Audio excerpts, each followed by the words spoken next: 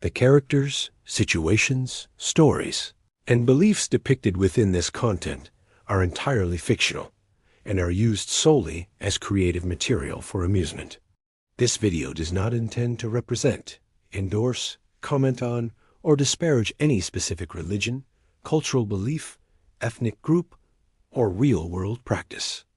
Any resemblance to real-life figures, religious doctrines, cultural traditions, or personal beliefs is purely coincidental.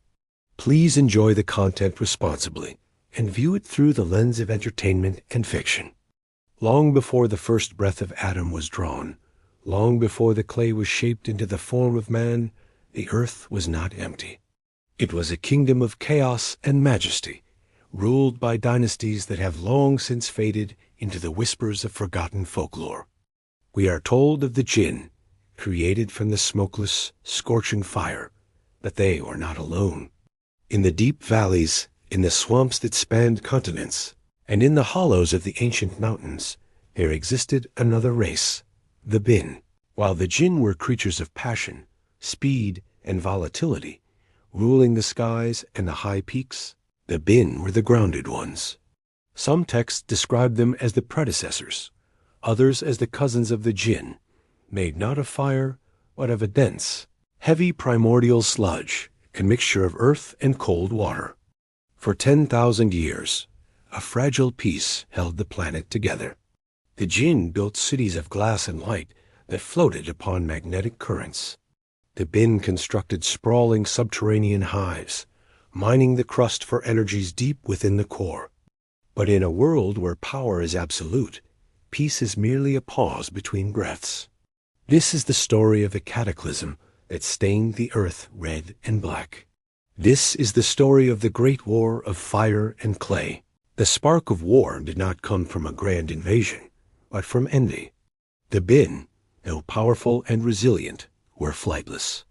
They looked up at the Jinn, who danced upon the solar winds, and they felt a deep, festering resentment.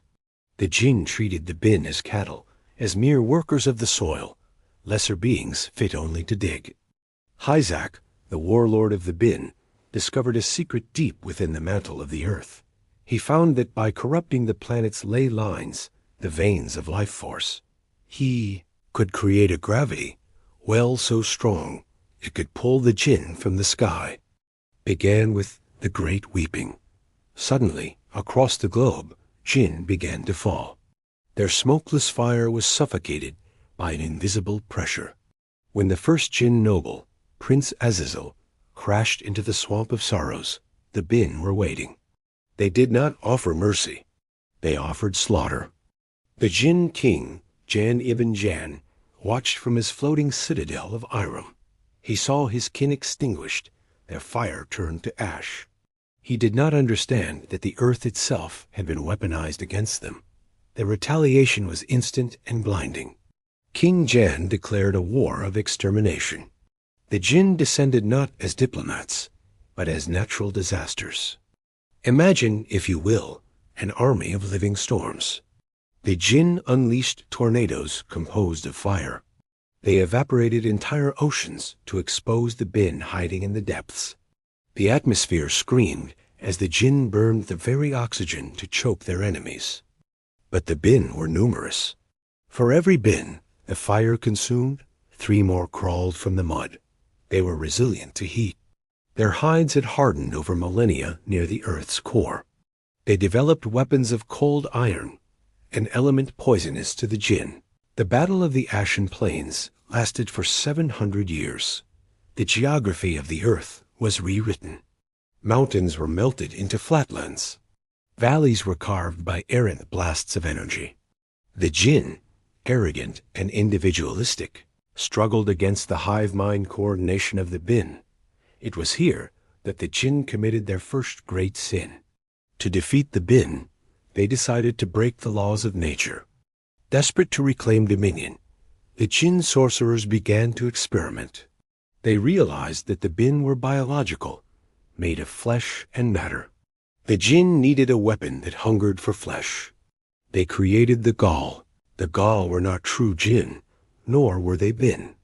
They were corrupted spirits, stripped of free will and cursed with an eternal, agonizing hunger. The Jinn dropped thousands of these shape-shifting horrors into the bin tunnels. The tide turned. The bin could fight fire, but they could not fight fear. The ghouls hunted them in the dark, wearing the faces of their loved ones before striking. Hyzak's empire began to crumble. The bin were pushed back to the very core of the planet, sealing themselves in to escape the monsters the Jinn had unleashed. But the Jinn could not control their creation. The ghouls, driven by insatiable hunger, turned their gaze upward. Once they ran out of bin to eat, they began to scale the mountains.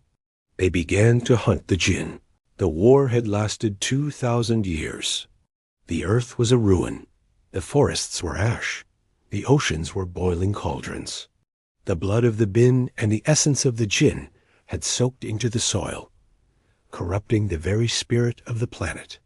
The Jinn king, mad with power and paranoia, decided to unleash the final flame, a cataclysmic spell intended to burn the crust of the earth entirely to ensure no bin survived, regardless of the cost to the planet. The bin, in their desperation, began to tear open the tectonic plates, trying to collapse the atmosphere. Both sides had lost their purpose.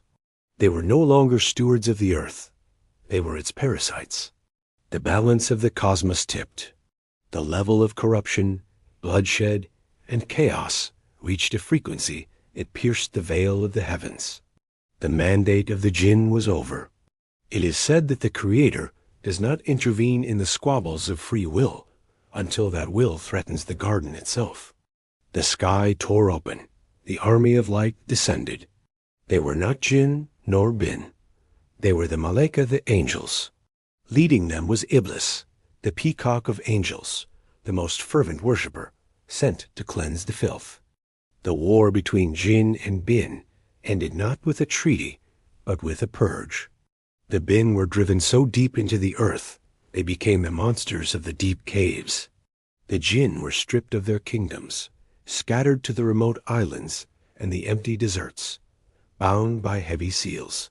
The fires were extinguished. The clay was smoothed over. Silence returned to the earth. The stage was scrubbed clean. The ruins of the great floating cities were buried, becoming the fossils we find today and cannot explain. The earth was ready for its new inheritor, a creature made not of smokeless fire, nor of sludge, but of sounding clay. A creature called man. But listen closely to the wind in the desert, or the shifting stones in the deepest caves. The Jinn and the bin remember. They remember the war. And they remember that we are living on the ruins of their world.